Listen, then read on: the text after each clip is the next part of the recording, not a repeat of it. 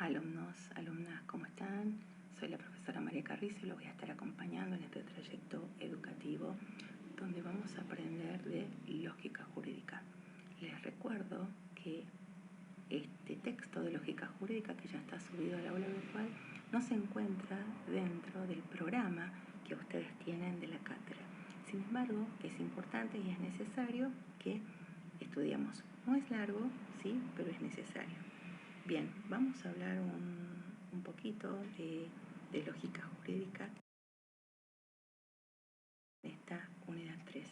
Y este objetivo no es nada más ni nada menos que estudiar las nociones básicas de la lógica jurídica y su relación con el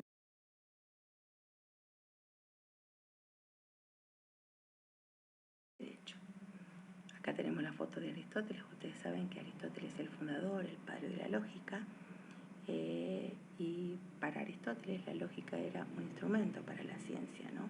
Y hablábamos del concepto, que también decíamos que era la ciencia del pensamiento, y hoy en día la lógica es una herramienta de aplicación para obtener los pensamientos más correctos en distintas disciplinas.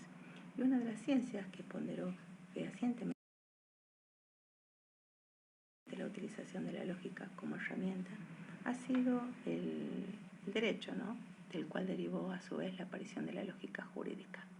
Entonces, la lógica jurídica estudia los pensamientos que hacen referencia a los objetos generales y particulares que estudian las ciencias jurídicas. También podemos decir que la lógica jurídica va a estudiar las operaciones intelectuales que realizan los juristas, ¿no? Así como los productos mentales de esas operaciones, conceptos, divisiones, definiciones, juicios, raciocinio jurídico. Todo eso va a estudiar la lógica jurídica, porque no es nada más ni nada menos que, valga la redundancia, pero es bueno que sepamos que estudia acá los pensamientos jurídicos y las leyes. Entonces, ¿cuál es la relación entre la lógica y el derecho? Acá hay algo importante que les quiero aclarar, ¿sí? Cuando nosotros utilizamos lógica en el ámbito legal, no significa que nosotros lo estamos constituyendo en una ciencia dura o que lo estamos matematizando, sino que tenemos que saber que el derecho es una ciencia social y no natural, que las reglas del derecho no son verticales porque estamos regulando lo voluble, lo inestable y lo predecible que es nuestra conducta humana. Pero la lógica nos va a dotar de una serie de pautas, reglas y principios que nos van a orientar para formar o elaborar los razonamientos jurídicos, ¿sí? Entonces, esta relación entre la lógica y el derecho se da en diferentes momentos, ¿no? Sí, lo podemos encontrar cuando los operadores del derecho razonan a través de las leyes, y acá la lógica nos sirve para realizar argumentos concretos y evaluar los argumentos de los otros, de los demás. También nos encontramos en las normas con la aplicación de la lógica, y acá nos va a ayudar la lógica a analizar cuándo dos normas están en contradicción o cuando una norma se infiere de otra norma. Por eso es importante la lógica. En los sistemas normativos, la lógica nos va a proporcionar una base para analizar estos sistemas, evaluar si los mismos poseen lagunas y contradicciones, y también nos va a permitir detectar nada más ni nada menos que defectos del lenguaje normativo. Y dos, a su vez, son los campos del derecho donde podemos advertir la utilización de lo lógico. En la teoría del derecho, estudiando las normas o de los ordenamientos jurídicos, y acá ya específicamente ya hablamos de lógica deóntica, de esa palabra, ¿no? Que esa palabra, les cuento que la creó un profesor donde él hizo un ensayo donde él ya le había puesto deontic logic, lógica deóntica, cuando se refería al estudio del objeto mismo del derecho, ¿sí? Cuando vamos a nosotros a estudiar teoría del derecho, vamos a aplicar una lógica formal y deductiva.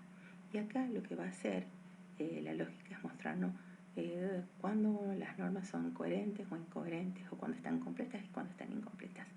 En cambio, en la praxis del derecho, la lógica se muestra como la argumentación jurídica, que es no nada más ni nada menos que esa argumentación que acompaña a la realización de la norma. Es el discurso por el cual se pretende justificar determinada decisión jurídica, ¿no? Y esta argumentación lógica, nosotros los que estudiamos derechos la utilizamos en diferentes etapas, ¿sí? En la etapa de la producción del derecho, por ejemplo, un legislador argumenta y cuando produce el derecho, ahí está la argumentación del legislador. En la aplicación del derecho, ahí tenemos la argumentación de los jueces, fiscales o defensores, cuando lo están aplicando, por supuesto, en los distintos procesos jurídicos. Y en la interpretación del derecho, cuando hablamos de la argumentación del jurista y del doctrinario, ¿no? Entonces, tenemos que saber acá que todas las normas jurídicas llevan a que los seres humanos realicemos determinada conducta, de manera que la lógica deóntica nos va a realizar o nos va a ayudar a realizar el análisis de la norma jurídica para establecer cuál es la conducta que los seres humanos debemos adoptar respecto de esas normas. Pero también es importante que nosotros diferenciemos entre norma y proposición normativa. Bien, esta distinción no es nueva, algunos la han reconocido y otros también las han confundido, ¿no? Pero para que entendamos de manera clara, acá las normas son usadas prescriptivamente, tenemos que saber, para ordenar, prohibir o permitir determinada conducta. Por ejemplo, si yo digo el que comete delito de homicidio debe ser penado con prisión, eso es patente una norma. En cambio, la proposición normativa son afirmaciones acerca de la existencia de las normas. Son descriptivas y por ende verdaderas o falsas. Si yo digo, el Código Penal dispone que el que comete el delito de homicidio debe ser penado con prisión, esa es una proposición normativa, acá ya estamos describiendo, y esa justamente puede ser una proposición verdadera o puede ser falsa.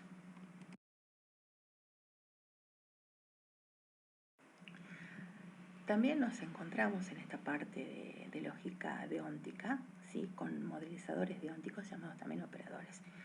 ¿Qué son estos? No son ni nada menos que palabras o términos que nos ayudan a identificar cuál es la conducta que la norma quiere que adoptemos. Y tienen su equivalencia, porque ustedes saben que en lógica nosotros utilizamos muchos símbolos. Bien, entonces,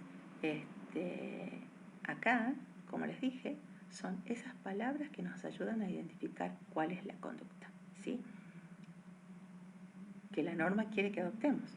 Entonces, estos operadores son 4. Obligatorio, prohibido, permitido y facultativo, y acá lo tienen en el Power y en el texto mismo con su equivalente en letras. Bien, P, PH, P y F.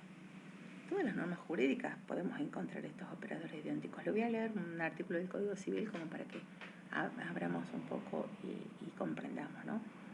El artículo 62 del Código Civil dice: la persona humana tiene el derecho y el deber de usar el prenombre y el apellido que les corresponda. Cuando se refiere al deber ser, acá encontramos el operador deóntico de obligación, y así lo podemos encontrar en diversas normas de todos nuestros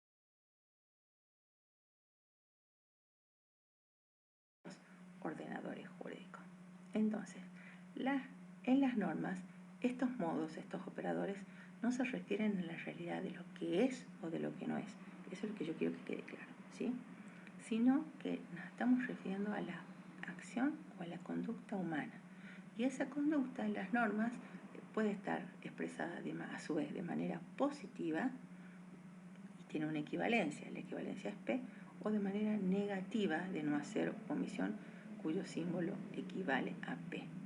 Bien, entonces cuando las definiciones constituyan relaciones de equivalencia, acá vamos a hablar de otra manera también de realizar la lógica deóntica, que se denomina interdefinibilidad.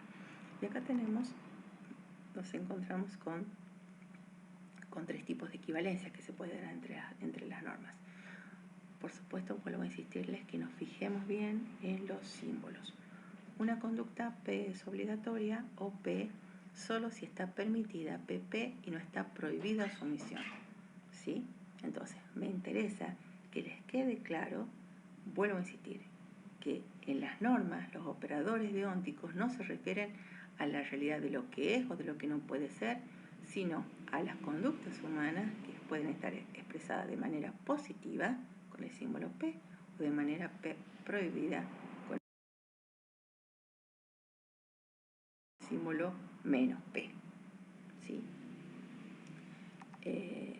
Ahí en la parte práctica vamos a hacer solamente ejercicios para poner las letras, ¿no? Las equivalencias, y vamos a poner normas prohibidas y ustedes van a poner su equivalente. También los operadores deónticos se oponen entre sí, ¿sí? O sea, al operador permitido se opone el operador prohibido, ¿sí? Y la relación entre los distintos modos que se dan entre la oposición de las proposiciones puede ser de contradicción, de contrariedad, de subcontrariedad y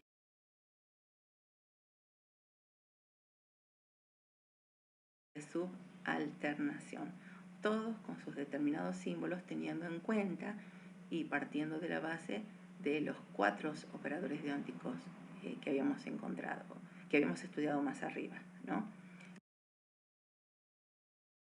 Entonces, me interesa que nosotros podamos definir estos operadores deónticos siempre con los ejemplos. Para entender la última parte les voy a leer un ejemplo. Si yo les digo, está prohibido bañarse en el dique, ¿sí? Esa es la norma que yo les doy. Nosotros tenemos que inferir, ya sea el contradictorio, el contrario, el subcontrario o el subalternante. Entonces, si yo digo está prohibido bañarse en el dique, ¿cuál va a ser el contradictorio? Está permitido bañarse en el dique. ¿Cuál va a ser el contrario? Es obligatorio bañarse en el dique.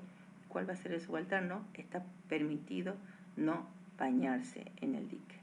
Vuelvo a decirles, ¿sí?